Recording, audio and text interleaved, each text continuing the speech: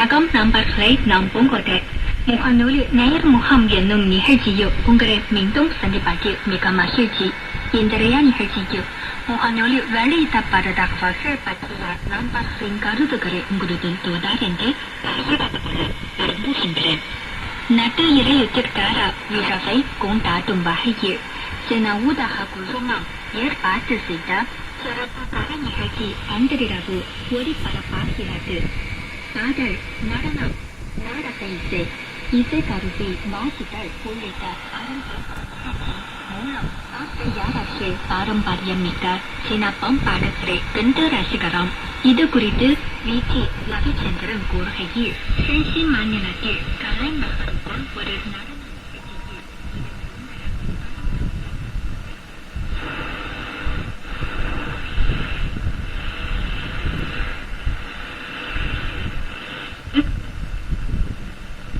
சீனாவின் தேசிய விழா அக்டோபர் 1 கொண்டாடப்படுகின்றது. இதன் முன்னிட்டு பெய்ஜிங்கில் உள்ள தியான்அன்மன் சதுக்கத்தில் அலங்கரிக்கப்பட்ட பெரிய மலர் கூடை வடிவத்திலான மலர் படுகை ஒன்றை உருவாக்கும் பணி மேற்கொள்ளப்பட்டுள்ளது. இது குறித்து வி.டி. ரவிச்சந்திரன் கூறுகையில், காகித சின்ன தயாரிப்பு மலர்கள் எனது ஹோஸ்ட் கிராசிங் பயன்பாட்டிற்கு வந்தது. 12 வருடங்களாக ஒதுங்கியிருந்தேன். மீண்டும் வரவேற்கிறீர்கள் என்று தெரிவித்திருந்தார். சீனாவின் குய்சோ மாநிலத்தில் விவசாயிகள் இணைய மேலாண்மை மூலம் ஒரு தனியான காய்களை விற்பனை செய்கின்றனர். இத்தகவல் குறித்து வி.டி. பத்மநாதன் தனது பதிவில், நவீன விற்பனை முறைப்படி இணைய வழி விற்பனை முறை தற்காலத்தில் பிரசித்தி பெற்று வருவதால் அதனை காய்கறிகள் விற்பனையிலும் நடைமுறைப்படுத்தி வரவேற்கத்தக்கதாகும் என்று தெரிவித்திருந்தார்.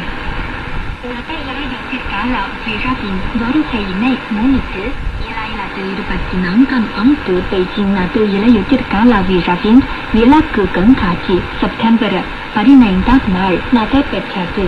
105 ஏக்கர் பரப்பளவில் நடத்தப்படும் இந்த நிகழ்ச்சி 9 பகுதிகளாக பிரிக்கப்பட்டு விளக்குகளை பார்வையிடுதல், உணவுகளை சுவைதல், பொழுதுபோக்கு நிகழ்ச்சிகள் ஆகிய செயல்பாடுகளை கொண்டாடாகும். இது குறித்து மல்லிகராஜ் சந்திரசேகரன் தனது பதிவில், புகைப்படம் மிகவும் அழகாக இருக்கின்றது, நேரில் பார்த்தால் மிகவும் அழகாக இருக்கும் என்று தெரிவித்திருந்தார். நவசீனா நிறுவப்பட்ட 75வது ஆண்டு நிறைவை கொண்டாடும் வகையில் பெய்ஜிங்கில் பெரிய மலர் கூடைகள் அமைக்கப்பட்டு வருகின்றன. இது குறித்து வக்கீல் சுந்தார் தனது பதிவில், மிகச் சிறப்பான கொண்டாட்டங்கள் நடைபெறாதிருப்பது தங்கள் அலங்கார மலர் கூடைகளின் அணிவகுப்பு பறைசாற்றுகின்றன. நவசீனாவின் அனைத்து துறைகளிலும் மற்ற நாடுகளுக்கு வழிகாட்டியாக முன்னோடி நாட்டாக மிளிர்கின்றது. மேலும் வரும் நூற்றாண்டுகளிலும் முதன்மை இடத்தை தக்க வைக்க என் அல்ப நல்வாழ்வு என்று பதிவு செய்திருந்தார். சீனாவின் ஹங்ஜோ நகரில் உள்ள சென்டாங் ஆற்றின் அலைகள் தொடங்கிய அற்புதமான காட்சிகள் குறித்து வரவனூர் வாரியம் யூசுஃபாம் தெரிவித்து ரம்யமான காட்சி என்று பதிவு செய்திருந்தார். நாட்டிமுத்து பகலையூர் கூறுகையில், நீர் வரும் காட்சி பெண்மை மனதை கொள்ளை கொள்கின்றது என்று கூறினார். சீனாவின் மங்கோலியாவில் குதிரை ஊட்டி நீலில் குதிரை ஊட்டும் அற்புதமான காட்சி குறித்து மதுரை சுந்தரம் தனது பதிவில், குதிரையின் துடிப்பான ஓட்டங்களை பார்க்கும்போது மனத்திற்கு புத்துணர்ச்சியாக உள்ளது என்று பதிவு செய்திருந்தார். சளி நம்பர்களை இத்துடன் இன்றைய முகாம் நிகழ்ச்சி நிறைவடைகின்றது.